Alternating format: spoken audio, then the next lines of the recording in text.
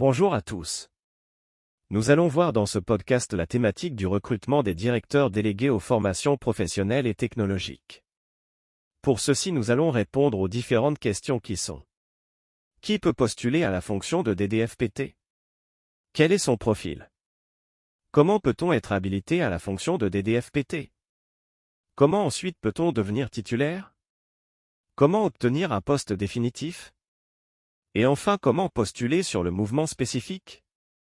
Je vous propose de commencer par répondre à la question sur qui peut postuler à la fonction de DDFPT. Conformément à leurs statuts respectifs, les professeurs agrégés, certifiés et de lycées professionnels, depuis au moins 5 ans, peuvent exercer la fonction de directeur délégué aux formations professionnelles et technologiques. Et quel est le profil d'un DDFPT? Dans un premier temps, il faut avoir une expérience confirmée de l'enseignement ou de la formation dans un domaine professionnel ou technologique. Ensuite, avoir les connaissances et compétences correspondant ou se rapprochant de celles décrites dans le référentiel métier de la circulaire numéro 2016 à 137 du 11 octobre 2016 portant sur la fonction de DDFPT. Et avoir comme exemple de valeurs selon Schwartz, la bienveillance, loyauté, honnêteté, responsabilité et l'autonomie, créatif, imaginatif, indépendant et organisé. Ok, mais comment peut-on devenir DDFPT? La maîtrise des compétences attendues d'un DDFPT est évaluée par une commission académique, placée sous la responsabilité du recteur, dans le cadre d'un dispositif d'habilitation. Les candidats reconnus aptes sont alors inscrits dans un vivier académique pour 3 ans. Et comment peut-on être habilité à la fonction de DDFPT? Dans le cadre d'un appel à candidature lancé annuellement par l'Académie auprès des enseignants titulaires, chaque candidat constitue un dossier de candidature comportant un curriculum vitae, une lettre de motivation, et un document dans lequel sont consignés les éléments d'un projet relatif à l'exercice des fonctions de directeur délégué aux formations professionnelles et technologiques. Le dossier comporte également un avis étayé de l'inspection sur les compétences du candidat au regard des compétences mentionnées dans le référentiel métier. Il appartient au candidat de prendre contact avec l'inspecteur de filière afin de présenter le dossier, ainsi que les motivations pour le projet d'évolution de carrière. La commission a pour fonction d'examiner les dossiers qui lui sont adressés, d'en réaliser une première sélection, et de recevoir en entretien les candidats retenus afin de valider leur maîtrise des compétences attendues, telles qu'elles figurent dans le référentiel métier. Pour ceci, un jury académique placé sous la responsabilité du recteur, qui peut être composé d'un IA, IPR ou d'un IEN, généralement de disciplines différentes de celles du candidat, d'un personnel de direction et d'un DDFPT titulaire confirmé, procède à l'évaluation de la maîtrise des compétences.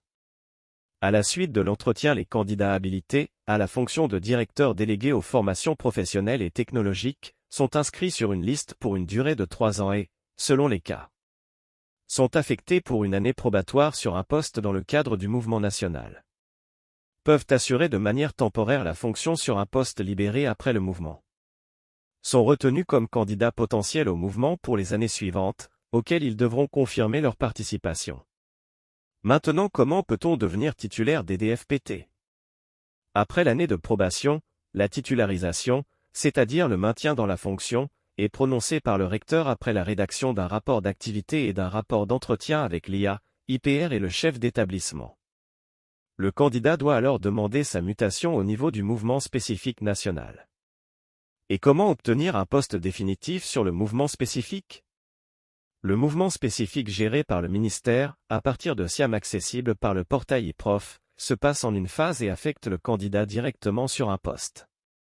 Les directeurs délégués aux formations peuvent postuler indifféremment sur tout profil de poste DDFPT et quel que soit le type d'établissement, LGT, LP, CEP, EREA. Les titulaires, agrégés et certifiés, des disciplines technologiques peuvent demander à exercer la fonction de DDFPT en lycée professionnel et les directeurs délégués aux formations titulaires, PLP, peuvent demander à exercer en lycée technologique. Tous les postes sont étiquetés L, poste lycée. Ce sont L 2020 technique industrielle électricité mécanique bâtiment L 2070 sciences et techniques, labo, biochimie, médical L 2080 gestion informatique L 2085 hôtellerie tourisme. Ok, mais comment postuler sur le mouvement spécifique? À partir de SIAM accessible par le portail e-prof, 1. Mettre à jour le CV dans la rubrique e-prof dédiée à cet usage, Mon CV, en remplissant toutes les rubriques permettant d'apprécier qu'ils remplissent toutes les conditions nécessaires et tout particulièrement celles qui concernent les qualifications, les compétences et les activités professionnelles. Le plus grand soin doit être apporté à cette saisie puisque la candidature sera consultée d'une part par les chefs d'établissement, les inspections et les recteurs chargés d'émettre un avis, d'autre part par l'administration centrale et l'inspection générale.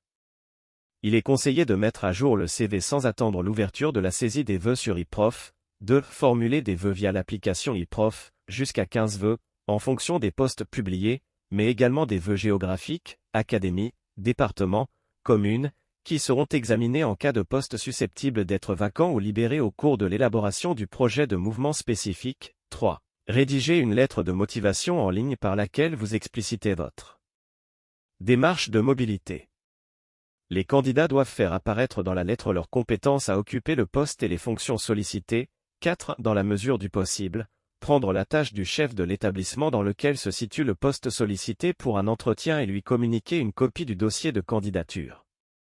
Merci d'avoir suivi ce podcast, et pour terminer n'oubliez pas de nous rejoindre sur la plateforme ddfpt.info qui est là pour répondre à vos questions, ainsi que vous aider à atteindre vos objectifs en utilisant le pouvoir du cerveau collectif des meilleures idées du moment. À très bientôt pour de nouveaux conseils.